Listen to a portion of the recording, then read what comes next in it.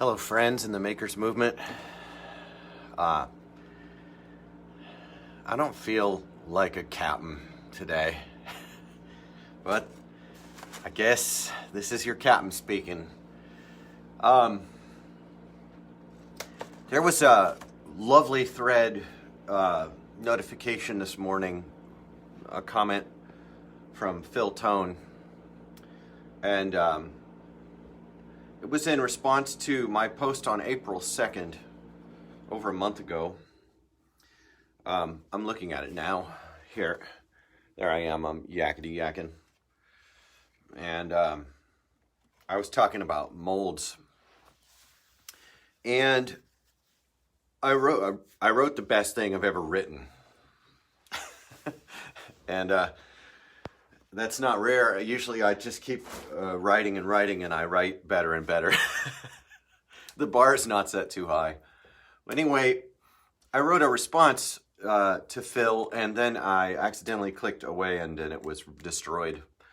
And I wanted to take Phil's comment and respond to it by video, because I thought that would be more efficient than rewriting what I wrote. And also you guys would have this as a... But Phil wrote in regard to my video on molds. He wrote, "Thanks for the video, Lou Ross. I actually can't really wrap my head around the offset and what actually happens there." Okay, so question number one, I brought a pad of paper. Yes, some of these notes do wind up pressed into boards. So the first question there is about offset. Okay, so we're going to address that.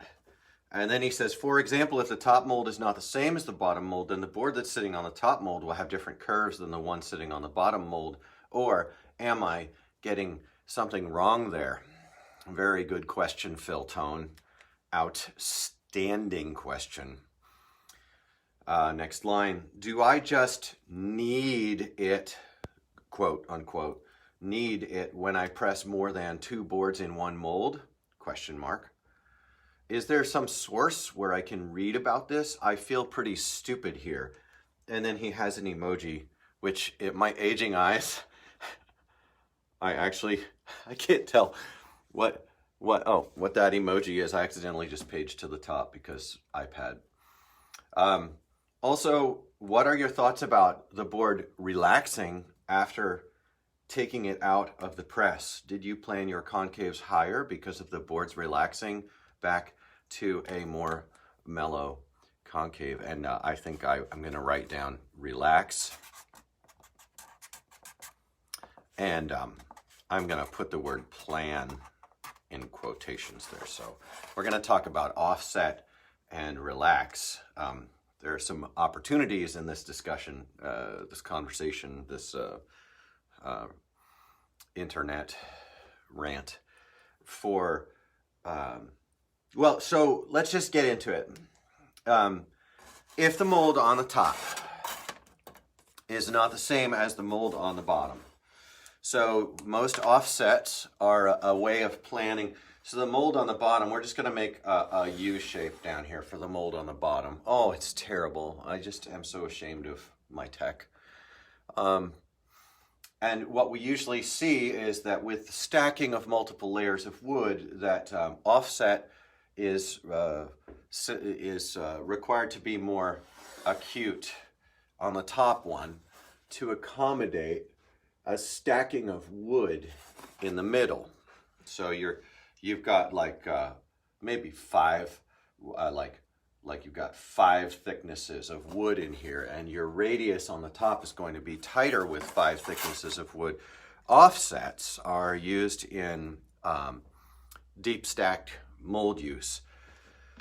And yes, I think you can refer to a lot of the interviews that have happened with folks like Rodney Mullen, who find that they wanted the third board down, they wanted the center board, they wanted the most mellow board, which would...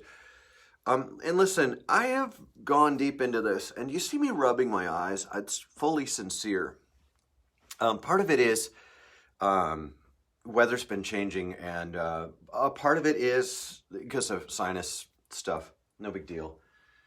Part of it is a grinding sense of so I've been a lot of years in this, and what I have to tell you is it's like a mix of sort of shame and frustration and fatigue that I bring to you. In this diagram, I have heard that the mellowest board is the center board. And then I've heard that the mellowest board is the bottom board. Now, the way that I would settle that question is I would deep stack 5 or 7 boards, kind of industry standard deep stack with an offset mold, and then I would ask myself at the end, which is the mellowest board. I would number them and I would check them. This morning, it's 9:34 on May 7th. This morning, my opinion is that the bottom board would be the mellowest board. But I would not be shocked to find I am wrong, and that, hey Dustin, I would not be shocked to find that I am wrong. I found I'm wrong after experimenting many times. So my hypothesis is that the bottom board, being on the mellowest mold at the bottom with the radii tightening up as we go up, seems like the bottom board would be the most mellow. Blah, blah, yada, yada. Here's the thing. When discussing offset, here's what happened. That's all I got for you. Here's what happened. I was told from day one by people who represented themselves to me as having pressed boards, that I needed offsets in my molds or they wouldn't work from day one. And some people even told me that pressing a single board with 7 layers put too much thickness for a mirrored mold to work. Why did I go ahead and make simple mirrored molds? Well, it was not, Phil uses a word in here. He used the word plan, and planning is definitely something I did do. But I just wanted to first, I wish I had started with this. Phil says, I feel pretty stupid here. I feel pretty stupid here. I didn't start the Maker's Movement so I would feel smart. I started the Maker's Movement so I wouldn't feel so lonely while I feel so dumb, and hoped that perhaps you as well would not feel so lonely while you feel so dumb, because trying to make things can make you feel really dumb. And many, many, many people are not accustomed to the error and trial of creating processes and stuff along the way. I hope that makes sense without, I really don't intend to be condescending toward people who are smoother or more sophisticated. Does it seem weird? Why would I be condescending toward people who are smoother and more sophisticated? Well, because, I mean, this is a group run by kind of a caveman. I mean, I'm kind of in a cave. It was a mortuary, similar, you know, bones in the corner situation. So I never found sources, Phil, that would talk about this. I never found people who would shoot straight and do the geometry until I got into the Maker's Movement and we started to have discussions about CNC, the effectiveness of CNC, the feasibility of CNC, affordabilities, maintenance, things like that. I started getting results because I made a mirrored mold because I couldn't see a way to make an offset mold. I saw a way to make an offset mold, but I didn't see a way to make an offset mold using my process, which is a table right there. That's my giant process, is a work table and lights and tools. I couldn't, good to see you, Miklos. I couldn't see a way to measure and calculate offsets. And so I wound up settling to try yes, Phil, I'm doing your question. So I couldn't find a way to measure. So I knew that if I built offsets into my molds, I would have to measure for degrees of result. So I thought, okay, I'll just do a mirrored mold and start with that. I'll find out where that thing isn't working, and then I will change the part that doesn't work, and boom, all right?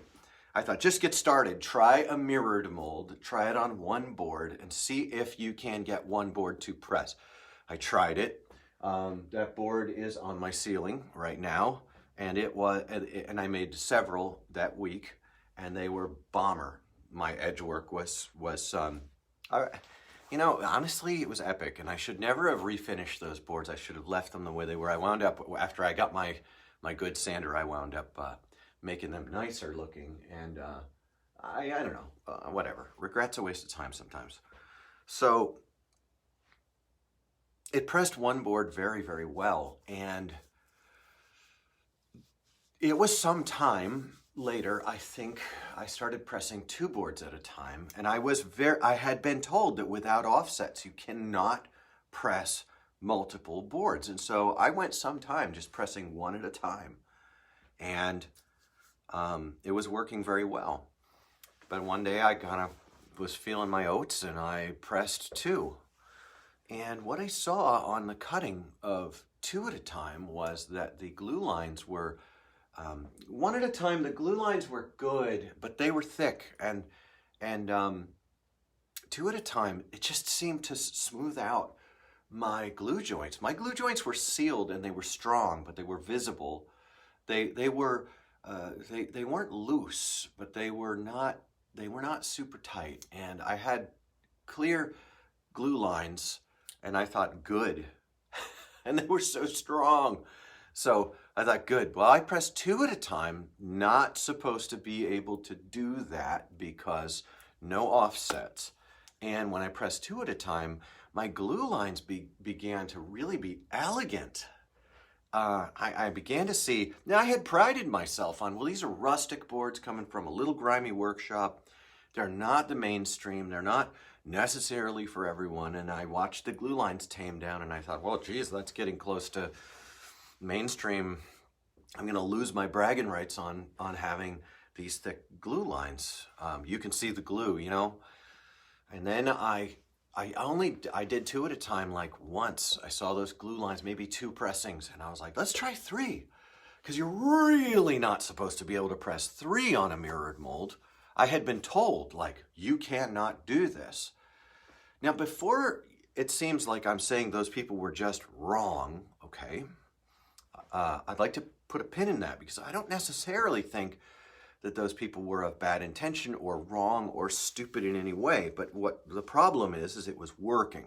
I did 3 boards, and I only tried 4 boards one time. And it did work with 4 boards. But 3 boards was the magic number because of how quickly and slowly I can roll the glue before it begins to kick. And so my molds work gorgeously on 3 boards. Now 3 boards is that's nigh 1.5 inches of material in there. In fact, it might be a little bit more. We've got let's see, 1, 2, 3. So we got 3 for you. 1, 2 spacers between the boards, and my spacers are this delightful thin blue plastic or this slightly thicker gray plastic. I don't discriminate between the two. I have both blue and gray spacers, so you got 4 layers of spacer.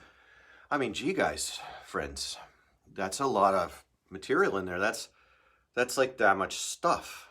And so offset being necessary for 1 board, then getting good results, and then better results with 2 with no offsets, and then no offsets still, and even more refined results with 3. 3 was the magic number. 4 is too much to get the glue on. And at 4 boards, I observed some definite differences in the concave between them. And I think that's because of rates of compression in the material, the maple itself.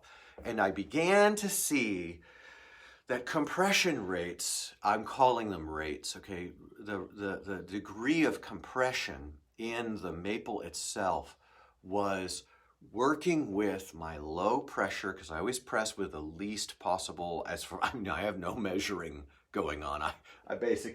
I just go till I grunt a little bit, then I wait a couple minutes, and then I go till I grunt a little bit. I don't lay into it really hard. I just get it nice and tight and firm and consistent, using nothing but a lever and a screw jack, which, by the way, you have to keep your screw jacks well lubricated so that you're getting feedback from the pressure, not from all the sawdust in the screw jacks. Do I keep my screw jacks well lubricated? No, but what I said is true. I'm laughing at myself because I'm ridiculous.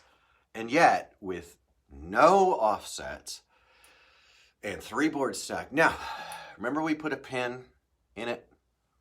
Look, friends, here's the thing. My molds are not normal. They're not typical. I'm going to take a board from one of my presses here, and I'll pick this one up.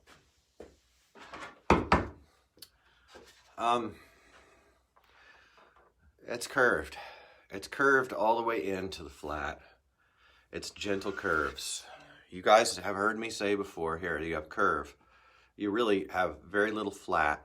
You have a long degree of curve in these molds. And I don't know what to say. I just did it the way I wanted to feel it. I made the bottom mold, the female, first, and I didn't stand on it. I just looked at it, and I spent 4 months in plaster working towards something and then trying to get it symmetrical. I mean, so my first mold, I was like, man, I want curve. I keep trying to find a good example of flat, fold, flat kick tack. Here's one. Let's look at this one. I think this is a Van Wastel. Yeah, this is a crooked Van Wastel, his last year. Even on this one, it's wrapped, but it's flat and then it folds and then it's flat. See the flatness of that nose? It's flat that far in and it only curves in this much area. And I was like, spread that curve for the same height of kick, but spread that curve through. And I have suspected that I might not be the best source for information because many of you are casting mirror molds off of flat, fold, flat concaves that may not do well in mirror molding. And I have a suspicion that some of the conventional wisdom about offsets might be of great use to you. The problem is, I kind of suck.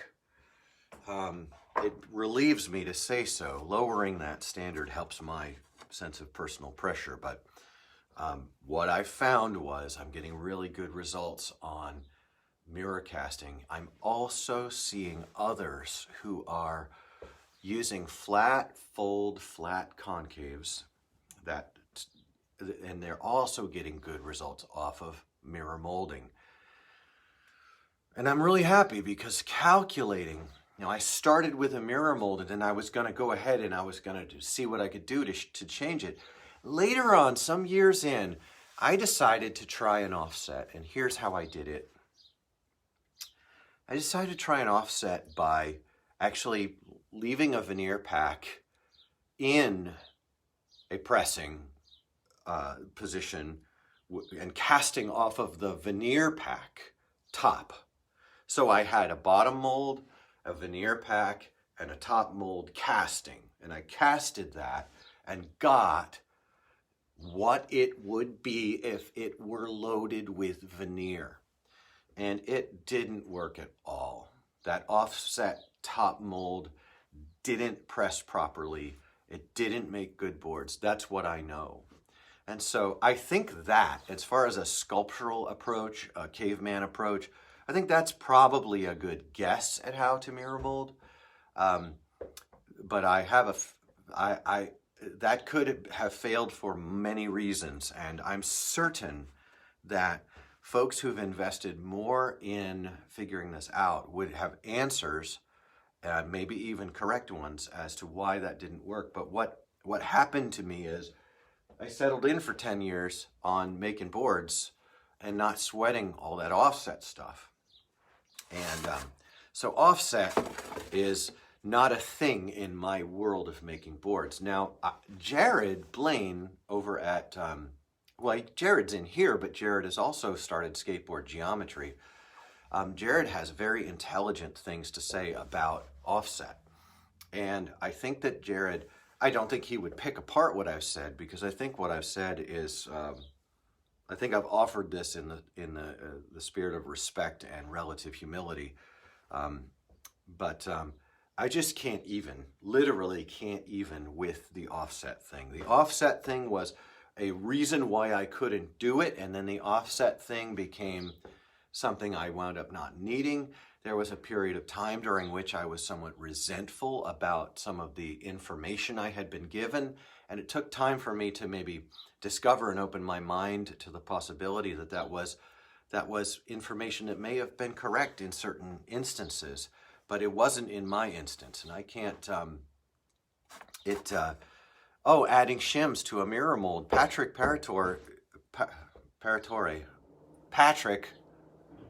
who is a slalom amazer, has offered, it would be my instinct to add shims to a mirror mold. Well, the thing is, the top mold needs to be reduced. You could tighten the bottom mold, or you could reduce the top mold. My ignorant comments. Well, listen, Patrick, your ignorant comments are like, first of all, thank you for commenting. Thank any of you for being here. And this is very fascinating, and I am happy that you feel that way. And your comment is totally cool, because it gets us talking and thinking. Please don't, oh my goodness, the last thing I want is for any of you to think your comments are dumb or ignorant. There is, I don't know, I never made a rule about no put downs, but this group has been really pretty darn good about being cool to each other, and we're really happy that you're here.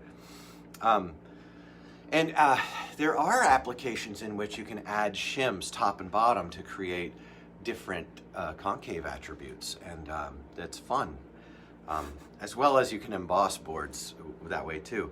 So offset is a nuanced discussion, and I have to offer that maybe my molds are sort of out of the I have seen people with standard molds, standard kicks, that I have what they would call maybe vectored kicks, and that we're talking about standard flat, fold, flat kicks, which make great boards. No disrespect.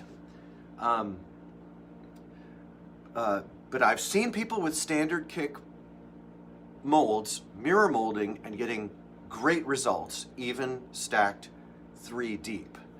And I think you don't need them. I think you don't need offsets. Are we still cool? I think you don't need offsets. I think that offsets are yet another thing that you don't need when you're pressing 1, 2, and 3 board stacks. And that's powerful right there. That means you can get to work.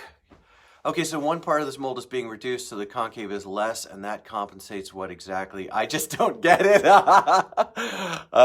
I just don't get it, laughing face.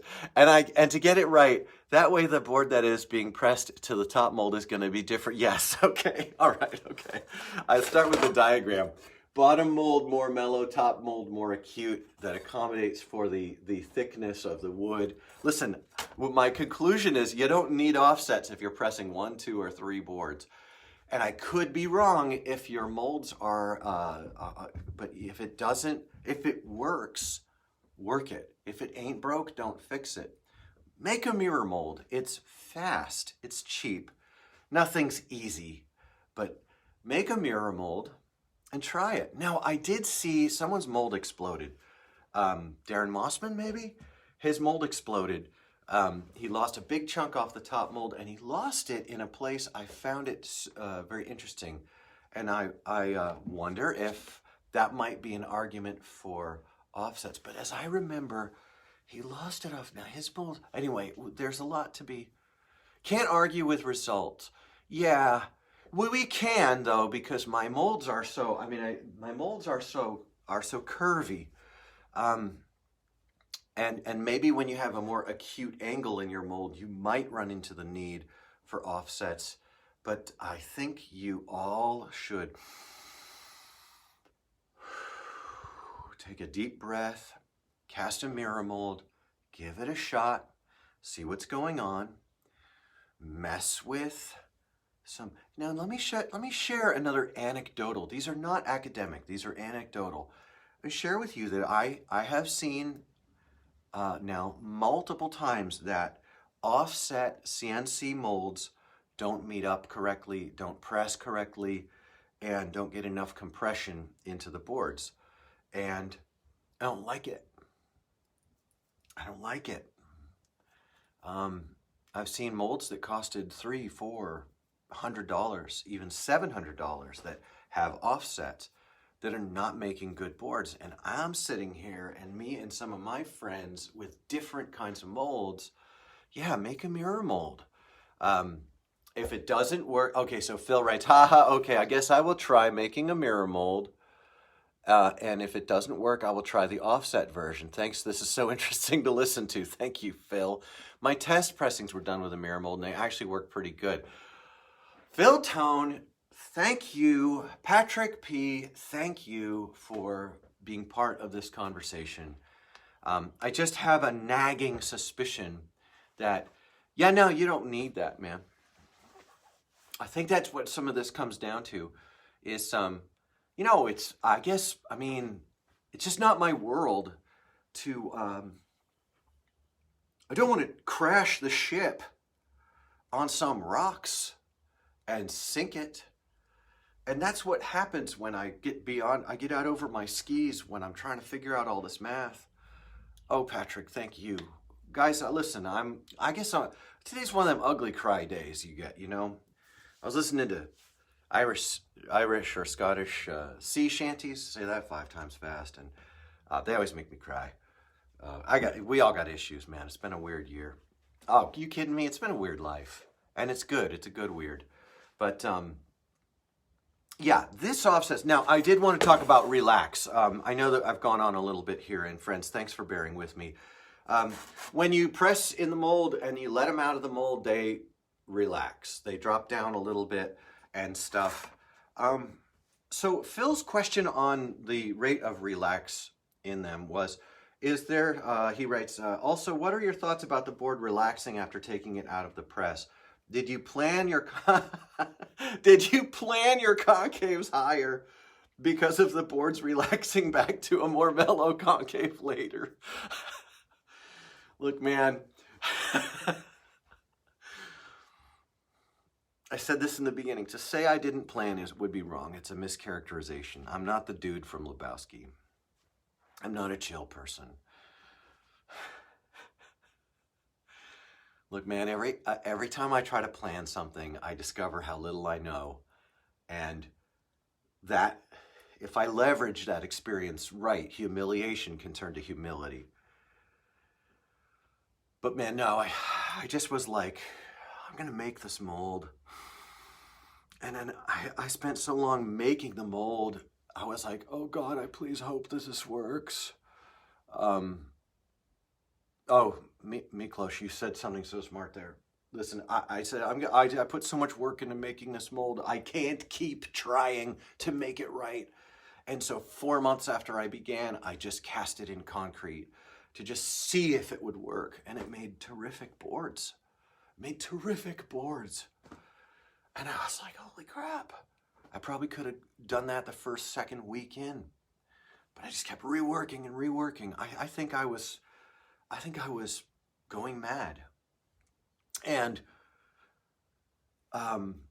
no, I didn't plan for relax. I couldn't figure out offset. I couldn't figure out rates of relax. I still can't, because your rate of relax on a board, the rate of relaxation is going to be different if you pull them out less cured in the mold. You know, a board that stays in the mold longer, the glue gets to dry out more. is going to stay up higher. Your boards that come out wetter are going to drop down low. Plus, rate of cure. If you have, so my curing room goes from 30 to 50% ambient moisture. So if I'm at 50% versus 30%, I'll be curing less quickly. And so then, I just can't do it, guys. I can't do that kind of math. Those kinds of maths. I think that's the way the Brits say it. And maybe the Aussies too. I don't know. And is Ireland a different country? And is Scotland going to be a different country? I don't know. Okay, let's stick to the topic, right? So I did not plan for the rate of relaxation on these. And I'm thinking that,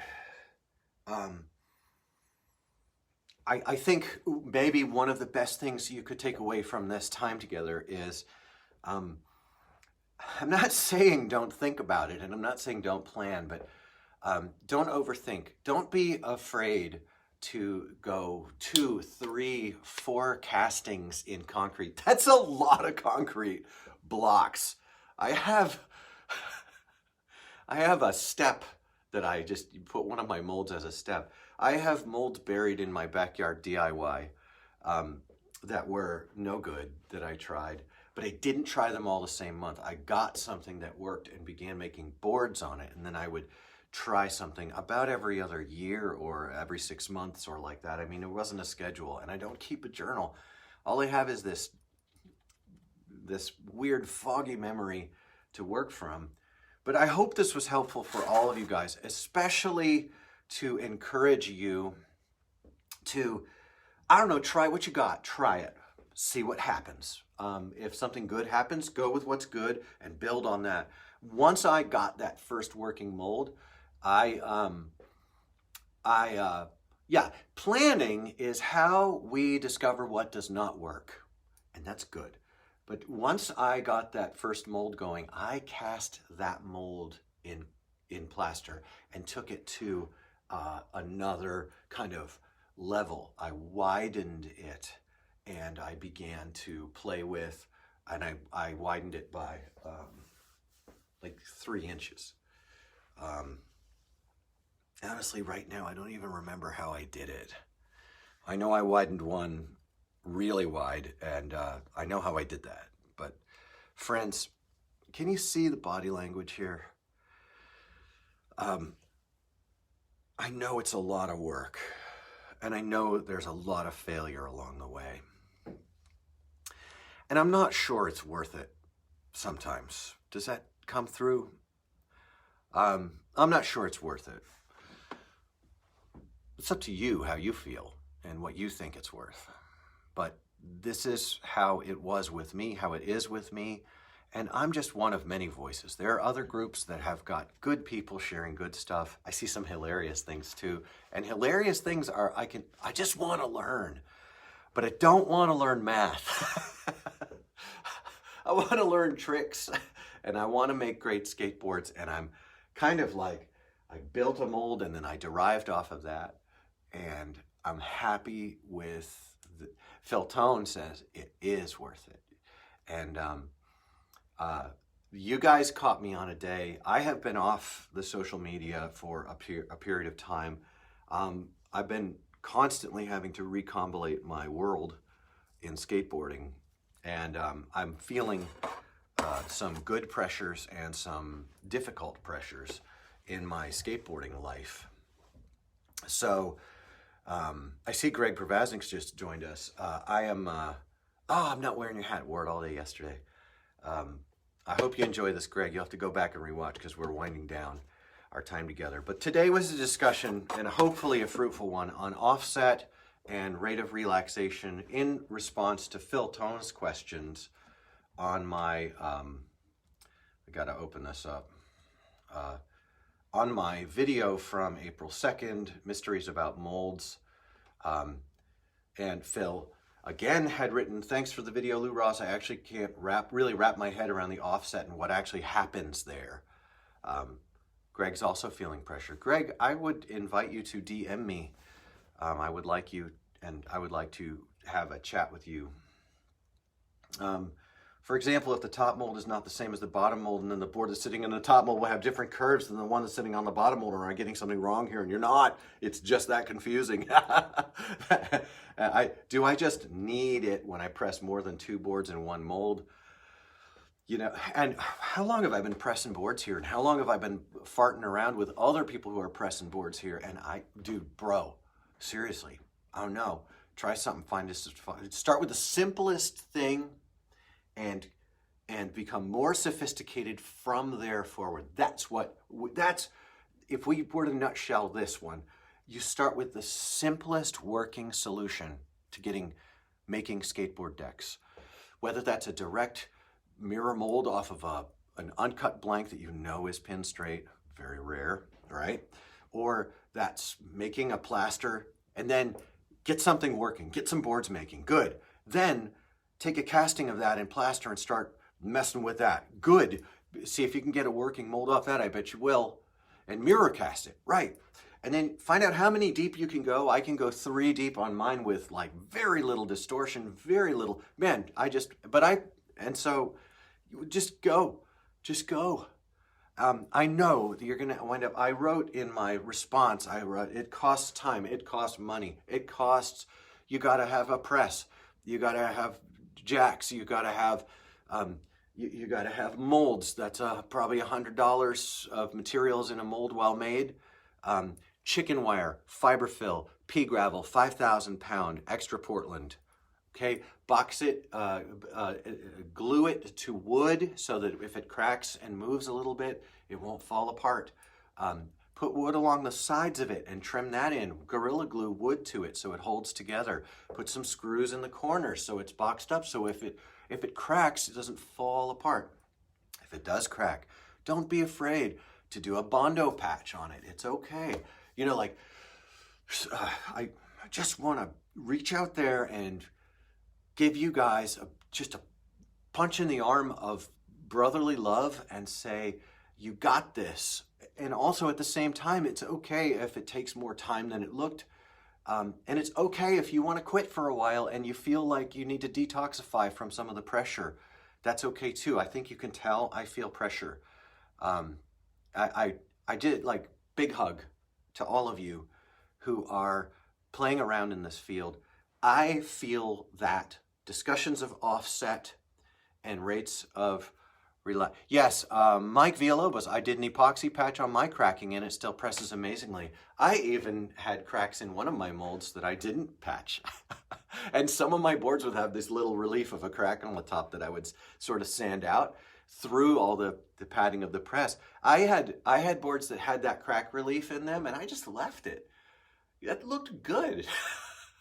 It wasn't a defect to me, you know. I just want to sweep out of our minds this like perfectionism. I'm not accusing you of being pathologically perfectionist, but boys and girls, just get in there and just swing some elbows, man. You know, just give it the old 1-2 and just get in there and try things and find things out. I'm not really good for much. But does the concrete mold itself not deform a bit during press? You know, Patrick, your questions are awesome. Can I just say something? Yeah, everything. Your concrete molds are gonna, the concrete mold will crack because it will flex. And if I were to go back in this week and make some more concrete molds, I'd put cracked zones on them and I would fill them with liquid nail because liquid nail is flexible. But I don't want to rush into I don't put rebar in my molds. I put chicken wire in my molds so that they can crack and flex.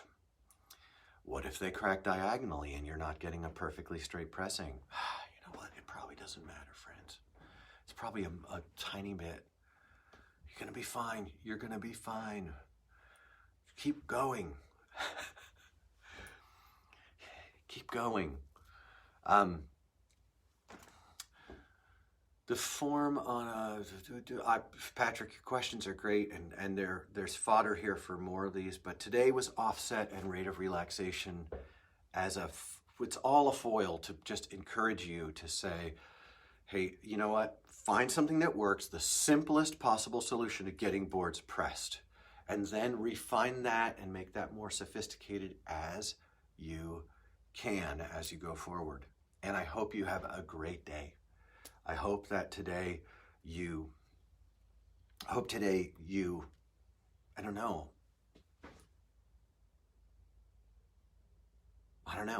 I hope you can enjoy moments in this day. This is my goal right now, to enjoy and have peace in moments this day as you go forward. We'll talk more about more things. Thank you guys for being part of this journey with me. I appreciate it, and I'm humbled to be part of it. Thank you, friends. Peace.